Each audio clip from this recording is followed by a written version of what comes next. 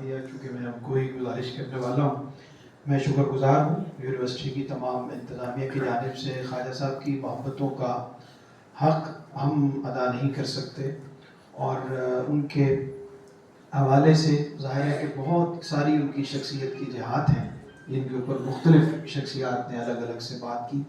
ایک پہلو جو میں سمجھتا ہوں خواجہ صاحب کی شخصیت کا، یہ بھی جس طرح سے بہت ساری انفرادیت ان کی شخصیت میں اور ان کے کام کے حوالے سے تھی، اور جناب صاحبزادہ غلام نصیر الدین چراغ کی تربیت کے حوالے سے جو انہوں نے خاص اہتمام فرمایا.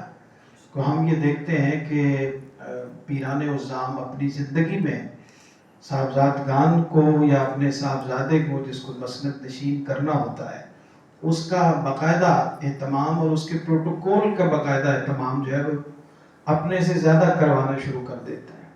اپنی زندگی میں خود سے بڑا پیر اپنے اہل محبت کے سامنے اس کو بنا کے پیش کر دیتے ہیں.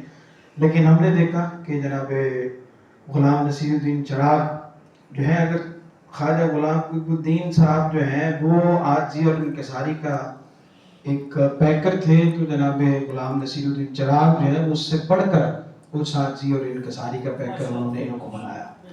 اور کبھی ہم نے یہ نہیں دیکھا کہ صاحبزادہ صاحب جو ہیں وہ بہت پیش اور آگے بڑھ کر ان کو پہ ہمیشہ پیچھے رہے، کیونکہ ان کو آگے ہونا تھا.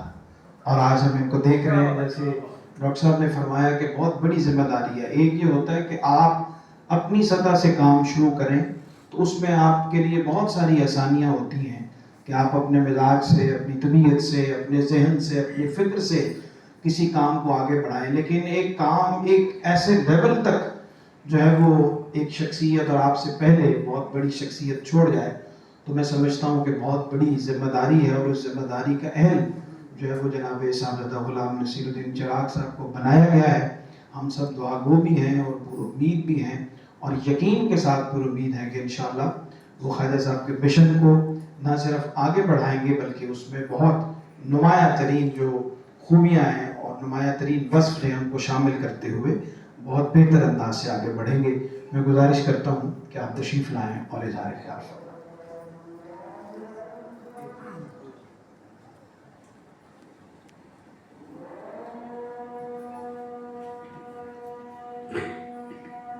الرحمن الرحیم کے حوالے سے شکریہ ادا کرنا چاہتا ہوں محترم پروفیسر ڈاکٹر حسین